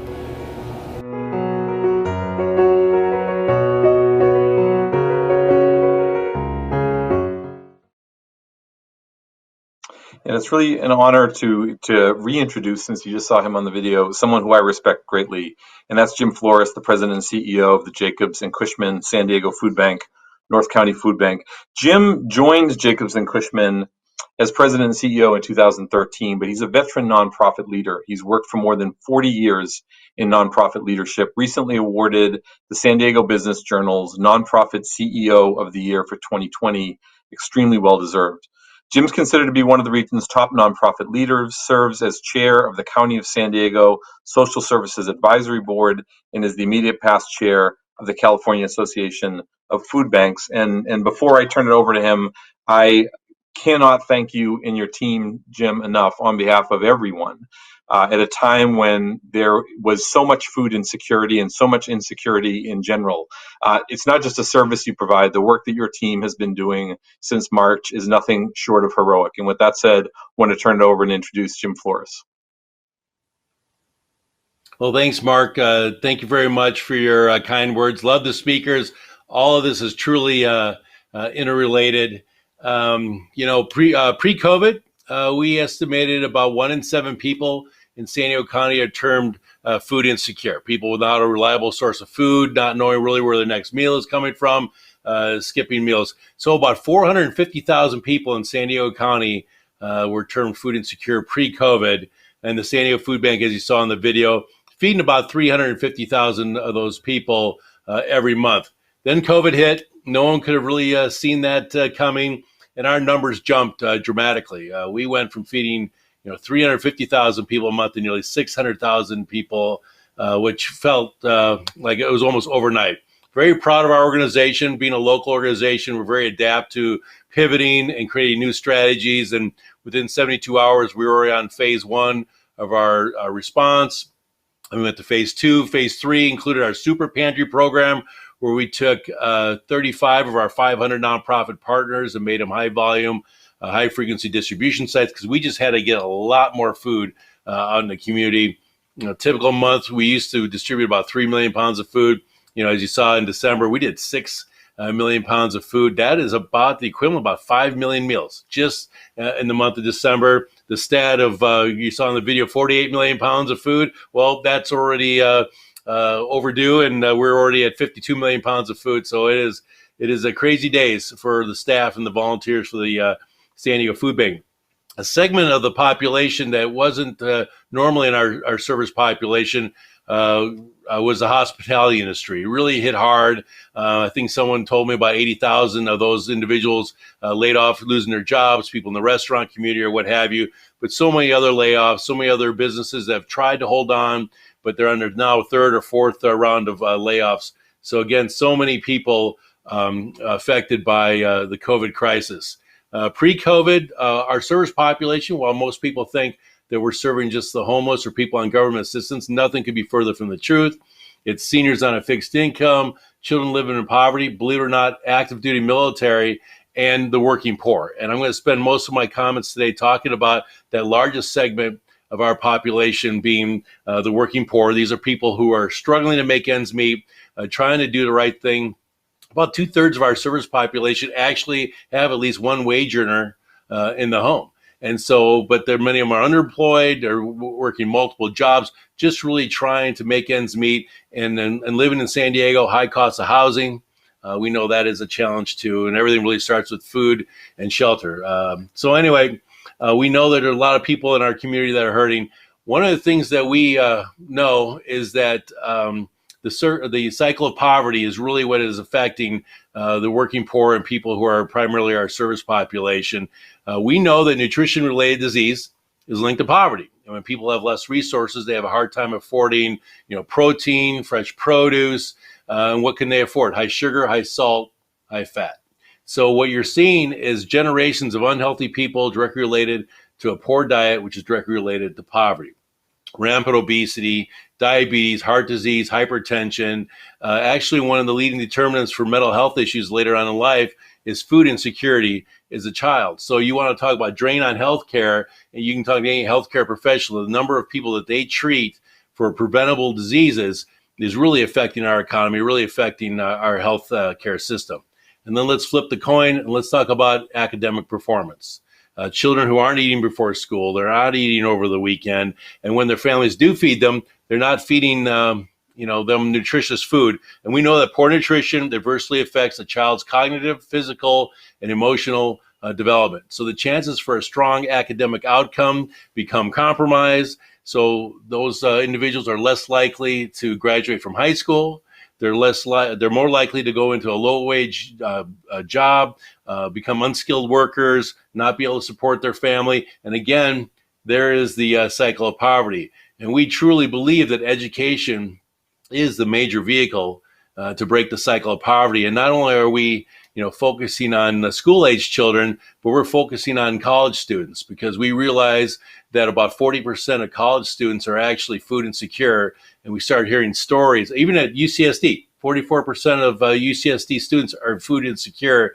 So when you hear stories of students, not necessarily young adults, they could be older adults, maybe going to a community college, working during the day and trying to get a better education, get a better job, yet they have to choose between books and food. That creates a lot of hardship. And so we are working really hard. We have a food pantry partnership on every college campus in San Diego County. So we are laser focused on education. We're laser focused on nutrition and really focused on breaking the cycle of poverty. And so many people in the hunger community think the way to end hunger is by being more effective in feeding people. Being better at feeding people doesn't end hunger. Truly, if you want to end hunger, you need to look at the root causes of poverty and really break that cycle of poverty. And if we can do that locally here in San Diego County, not only will those people who are lifted out of poverty benefit, but our entire economy and our entire community. So on behalf of the San Diego Food Bank and the 600,000 people we're serving every single month, appreciate the opportunity to present our important work and how truly food insecurity directly relates to our local economy. Thanks, Jim. That was great. And in a lot of ways, the questions that we received in advance, you covered a lot in your presentation. But I'm just curious to kind of bundle a few of them together. There's a lot of general concern about that population you talked about, our restaurant workers, our tourism workers, people who work hard for a living and work day in and day out, and suddenly that opportunity has gone away. And I can say from a whole host of economic indicators, even if and when things reopen, won't come back really fast. It won't come back the same way and in the same breath. Any additional thoughts you have on just the sort of short-term or mid-term support we need to keep providing to that population? And then I have a follow-up question on the education and workforce side of things. Yeah, we are entering phase 4 of our COVID response, because we see certain conditions and we adapt, which is something, as I mentioned, we're really good at. We think it could be 2 or 3 years before that segment of the industry really recovers. And we know a lot of restaurants and bars are never going to come back. One of the things we've seen is that there are people in that industry in particular that are reluctant to seek help. I hate to say it, but I think some people are embarrassed that they have to ask, or they're embarrassed to go to a food distribution. So actually, we've just started on phase 4 of our COVID response, and we are starting to do targeted special distributions just for the hospitality industry. We've done 2 of those so far in conjunction with the Redcoats and the Holiday Bowl and the San Diego Tourism Authority, and we'll continue to provide that special assistance to that segment of the population. And I think you just touched on another part of your work that I think has always been so strong and stronger now than ever, and that's collaboration with other groups across San Diego. And just can't compliment you for that enough. We have a lot of business folks on the call today listening in, and you made an excellent point that I just want to reiterate, and that is that the causes of poverty, the very causes that lead individuals to have to be thinking critically about where their next meal comes from, the implications of that on not just children's education, but on young people who are in college, and quite honestly, young workers, elderly, everyone, all impacts our workforce on a very regular basis. And if we were kind of presenting, I think, across any of the industries that we just spoke about, one of the things that we would constantly share is that the strength in San Diego is our talented workforce. And yet a massive amount of that workforce quite literally can't live at a threshold of self-sufficiency right now. If there were strategies that you'd like to see the business community lean into, or other key leaders in San Diego lean into to really help address some of that, just any additional thoughts you have before we move to the next speaker in the Q&A at the end? Absolutely. Well, we know, we talked about nutrition education, changing bad habits. That's a key. CalFresh, which many of our viewers know as food stamps, it's called SNAP. Mhm. It's a flawed system. CalFresh or SNAP is the number one vehicle to end poverty, to help people who are food insecure. That's a flawed system. And what you find is some people actually are better off on CalFresh than they are in going back to work. So that system needs to be created where you can have a low paying job and get some kind of assistance. Then you can provide that nutritious food to your families. And then childcare is a huge, huge challenge because for couples, they can't afford childcare, so one parent has to stay home. So now you're living on one salary, and it's $20,000, $30,000. So to have more free access to childcare for low-income families, that would go a long way towards helping these people lift themselves out of poverty. Such a good point. And in last year's presentation, we actually had a presenter then, before any of this happened, talking to us about the critical challenges people were having with childcare. And it was becoming a topic that we were all beginning to look at. And now you look through a year where people have been doing everything they can to try to be, employed, a parent, a teacher, everything from home, oftentimes with really no ability to handle it all. So I, again, can't thank you enough for being here with us today and for the work that you do and that your team continues to do. I mean, you are probably one of the more visible people I know in San Diego, which is saying something. I know you're everywhere, constantly trying to draw people into the work, and I'm hoping that the presentation today will continue to do that. So thank you again. Thanks again, Mark. Appreciate it. Excellent. So next up, I want to introduce the video from our sponsor, Wells Fargo, and then I'll go on to introduce our speaker. You inspire change in so many ways. We see your creativity, your spirit, your determination. You are the power in unity, the strength in diversity, the resilience in community that inspires us all. We see you.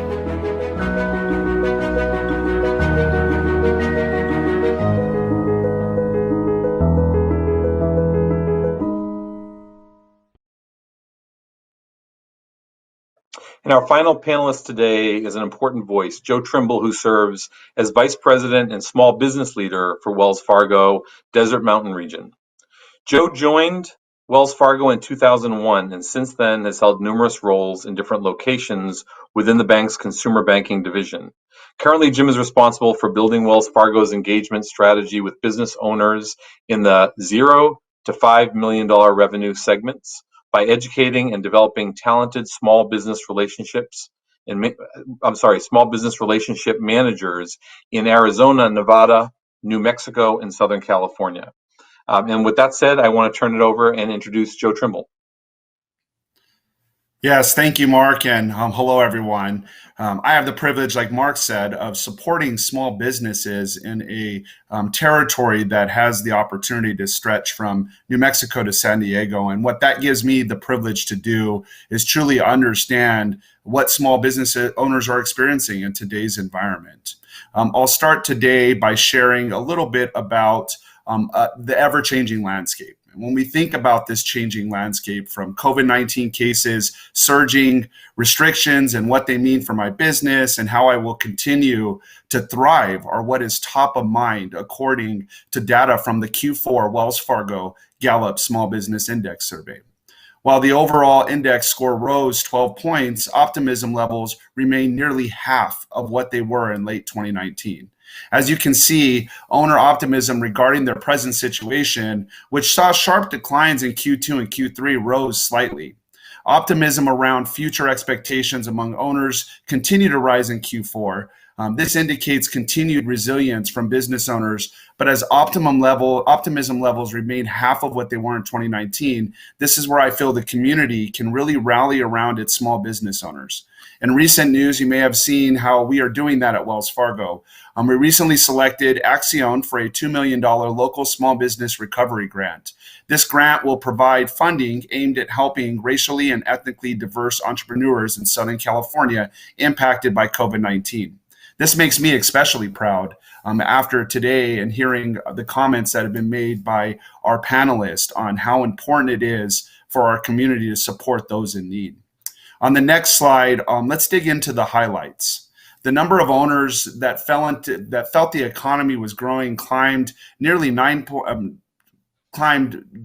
points to 29%, but 33% maintained it was continuing to slow, while a combined 38% said it was in a recession or depression.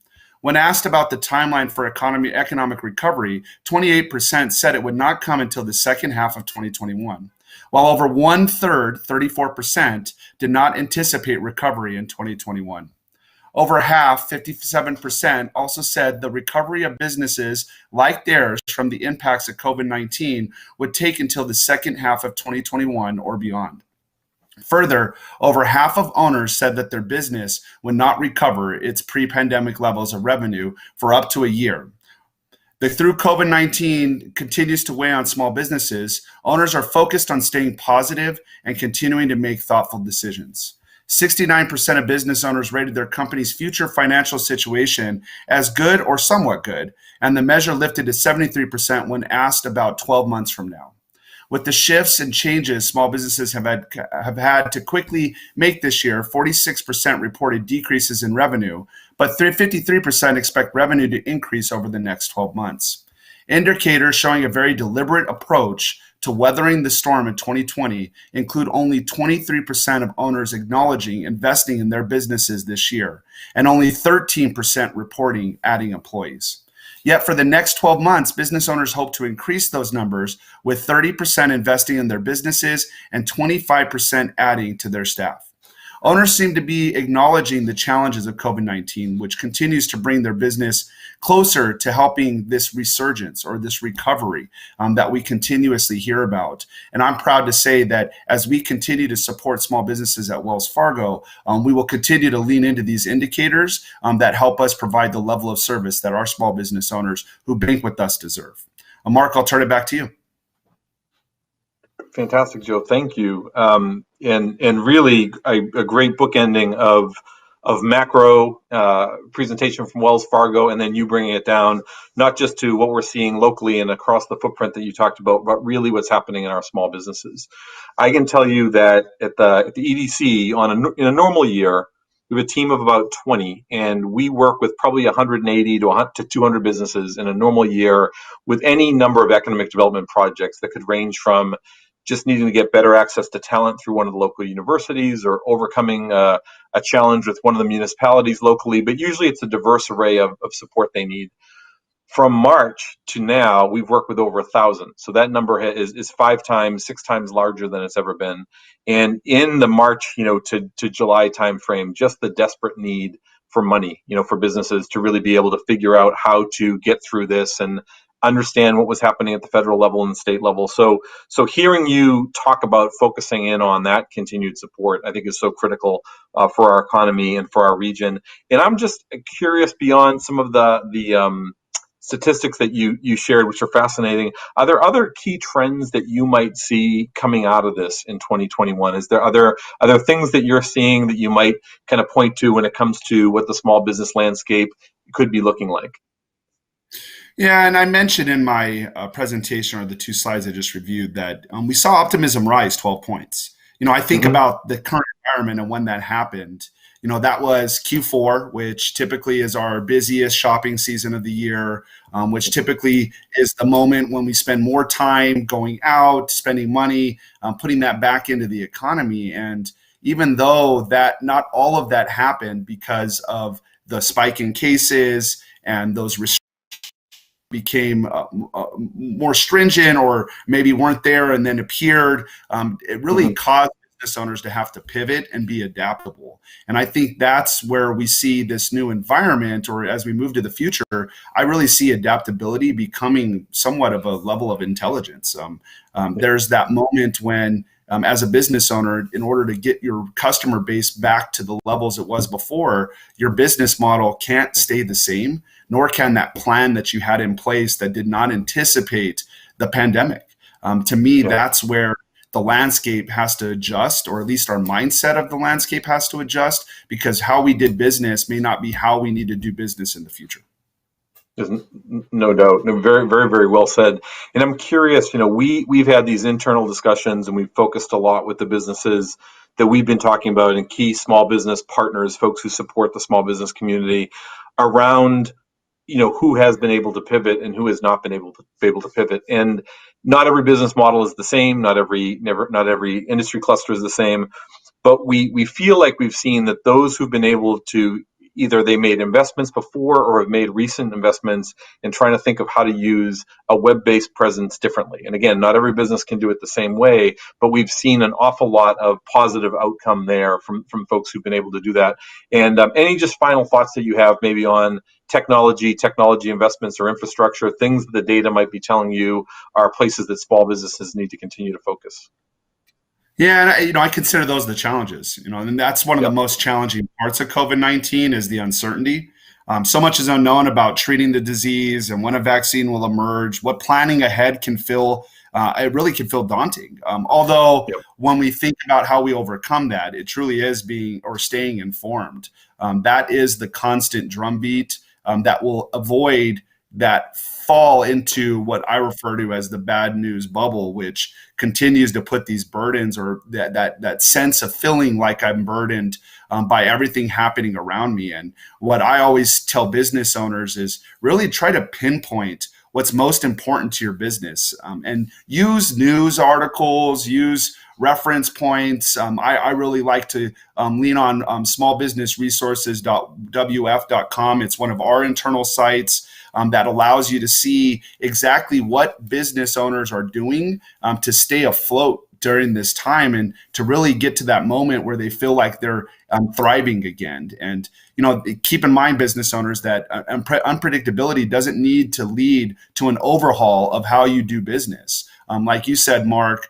most of the times it's just taking the plan that we have, making some adjustments. But I think the big part that we avoid or we don't talk enough about is projecting, again, what future hardships could our business face, especially when we think about the industry type that we're in. And the great news is there's so much data right now. I think that's kind of what I've seen come out of COVID is I've seen data points that share really the specifics of how consumers are buying. And as a business owner, really understanding what those specifics are will help you drive certain scenarios. And I think about cash flow forecast. It's one of my talking points that I really highlight with business owners as I interact with them, because that forecast will help that prediction, which then removes that feeling of uncertainty.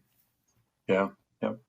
No, again, a great way for us to end this presentation. And I truly hope that the stories we continue to tell coming out of this are these stories of remarkable resiliency of small businesses that have really tried to, in all the ways that you just described, find their way through this and come out on the other side, hopefully smarter and more resilient, and in a lot of ways better equipped for the future.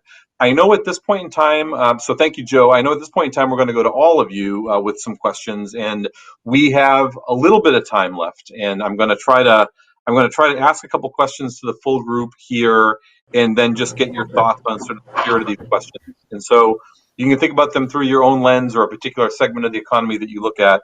But we have gotten a lot of questions around real estate, but I actually think those questions have a lot to do with space and how we see office space, how we see space in certain industries differently now than we certainly did a year ago. And so with that said, whether it is through the lens of your own workforce or industries that you represent, any thoughts that you all want to share on the future of office space and how we utilize commercial real estate in the region as we move forward?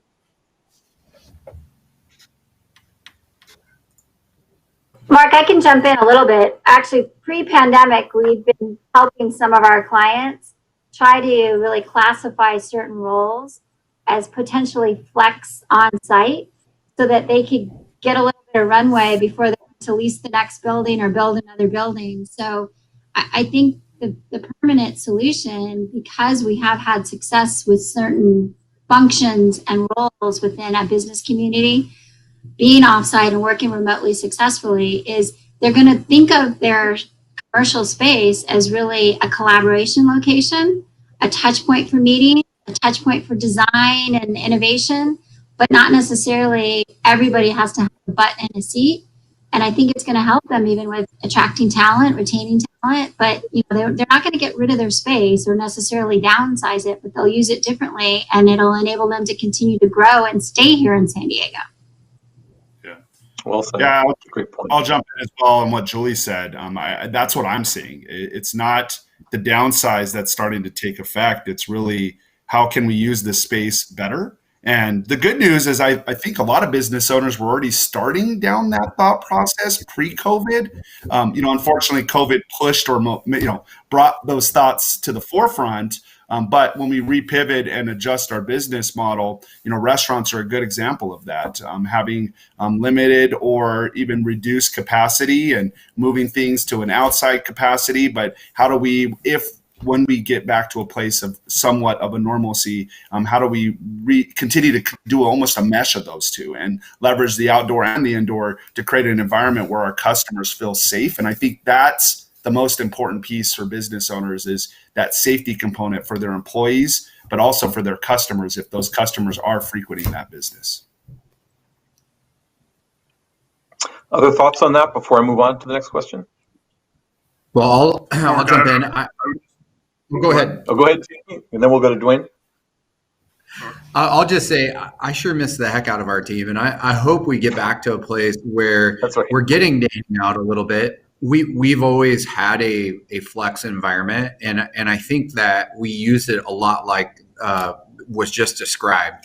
And so it makes it almost like going on vacation with your team, right? You're not around each other all the time, and when you are around each other, it's electric, it's fun, there's more energy. So I hope that for the businesses that can do it, they use it in a positive way, and hopefully we all get back to that sooner than later. Well said. Dwayne? Mark, I was just going to jump in and say that, from a Cox Enterprise, Cox business standpoint, we're a fairly conservative company around this.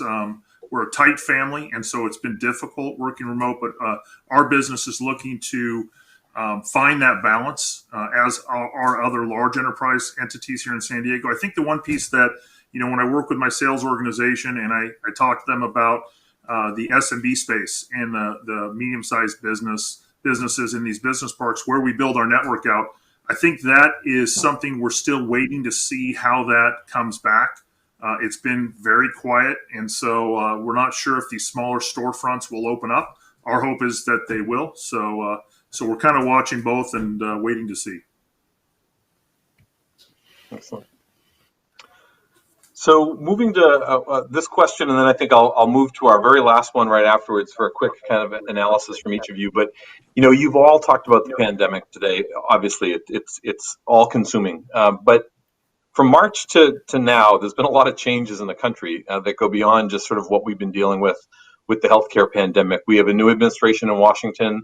We had a summer where racial justice and sort of a racial awakening was so prominent for all of us, all while we've been home, all while everyone has been home and sort of taking this all in an environment where sometimes people are struggling to not just work, but have their education, properly connected to the schools they come from. There's an awful lot that's been coming at people. And I'm just curious if beyond the talk of the pandemic, there are thoughts that you have from either businesses that you engage with or consult with on how we need to continue to invest in sort of not just the health of our people, but sort of the mental health and the mental well-being of our people, as if we want to be this economy that continues to thrive and hum in the ways that people talked about when we continue to sort of look back to where we were pre-pandemic. But just thoughts coming out of this on how we need to continue to think about, our teams and the people around us differently than maybe we did when we came into it. Jim, I'll start. It still goes down to culture. One of the things that's gotten us through the pandemic is we had created a culture of people dedicated to our cause. And so there was never a flinch or a panic, and people wanted to be here. And we've been on the front line. We're not working remotely. And so I think that's a given in any business situation, especially with a nonprofit. You hire the culture, hire the right people. Any other it's similar to that. I think just instilling some discipline from the leadership down in terms of, is it no Zoom calls over a lunchtime period? Do you have Zoom free Fridays? I think we need to give our people some blocks of time where they can deal with the real life and the chaos that's going on in their home, and recognize that working from home does not mean working all the time. Yep. Yeah. That's good. Absolutely right. Yeah, I'll add in on that. Keeping an open door policy, I think that's important as an employer, as a small business owner. You know, a lot of the business owners that I've talked to that have gone through that lull of when they had employees and then they had to displace and then bring them back, and then in some cases maybe even put them back on furlough. And unfortunately, that creates stress. And I think to Julie's point, it really is about mental health and understanding what keeps our employees motivated. You know, as I think about the team that I have the privilege of supporting, trying to dig in and what are their goals and what do they want to accomplish? What keeps them up at night? I think that's an important question to ask and to really get to know, especially if you're thinking about the layers in your business and if you're thinking about middle management or the ones that lead employees, it definitely is a tactic that will drive more success because in this environment, even though we're not in person and you know, I live and breathe this. I tend to travel, and I haven't at all. And even with that comes exhaustion. And I know being on Zooms all day is tough, but how we use the time on that Zoom, I think, is what's critical. Yeah, I would tie in after decades of being referred to as a family-owned business and really treating our employees like family members. There was a concern as how do we stay so connected? People relied on that. They embraced it. And it was really some of the key components of how we approach our everyday. And so, you know, we came up with some incredibly creative ways to bring people together. In fact, we ran into what I would call the Teams or the Zoom fatigue, where people were fatigued. And I sensed an incredible amount of stress when family members would walk through the camera or potentially you hear noise in the background. And so we went to a policy as, listen, come as you are. We want to embrace you, your families. We're probably tighter and more connected than we've ever been. And to that point, I think you mentioned it around, you know, freeing up time slots for them. Hey, take a Zoom walk, you know, do that, give the lunch hour, free up folks. But these collaboration tools are evolving and they're getting more intense. And so I think shorter meetings, more impactful time. And again, I think you mentioned it with leadership. We've got to do a better job of being more efficient. The days of wasting a couple hours are gone. Mm-hmm. So I think I'm going to go to our final quick sort of lightning round question here. It's kind of an unfair one to ask, but I think just to kind of get a final thought before we turn it back over to Barb and wrap things up for the day. So Jamie, I'll start with you and we can kind of just go across with everyone after that. With everything that we've talked about and you think about the San Diego regional economy, do you see a positive outlook and growth in 2021 or not? I absolutely see a positive outlook. Excellent. Dwayne? We expect to see Q2, early Q3 be kind of the turnaround for us in our business. And now there's been a ton of demand on what we offer, but the feeling in the environment, the economy for San Diego is that that'll be the time when companies start to say, hey, we're through most of this. Joe? Yes, I would say definitely optimistic. Now, the length of time to get to a place where I feel like we're back to a normal may be a long one, but I definitely think the steps or setting those smaller goals along the way will make that path feel a lot shorter. So definitely optimistic that we'll continue to see the community thrive. And Jim? Well, you know, I think we're going to weather the storm. I think people were very resilient.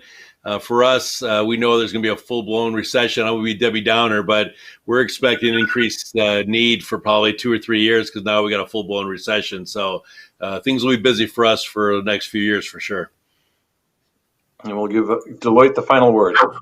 Yeah, and I agree. I think the resiliency and the diversity of the industries in San Diego are really going to be part of us getting out of this and really coming into a very positive phase. Can't speculate on the timing exactly of that, but we are very optimistic about that based on the industries that are here. Well, Thank you all for the reality and optimism. I think it's all welcomed by everybody who's attending today. I want to thank you all as sponsors and speakers. I also want to thank again Kaiser Permanente, who is a sponsor who couldn't be with us here today, largely because of how busy they are dealing with everything that we've been talking about. But at this point, Barb, I want to turn it back over to you, and just a huge thank you to you and the team at the Business Journal for pulling this together again this year. Thanks, Mark. Great job. And thank you to all of our panelists and sponsors. This concludes our program. We hope the information that was discussed provided all of you the insights to have a very successful 2021. And reminder, for those of you that are subscribers to the San Diego Business Journal, you will be receiving the PowerPoint slides as well as a recording of today's presentation. Thanks again for attending, and we hope to see all of you next year in person.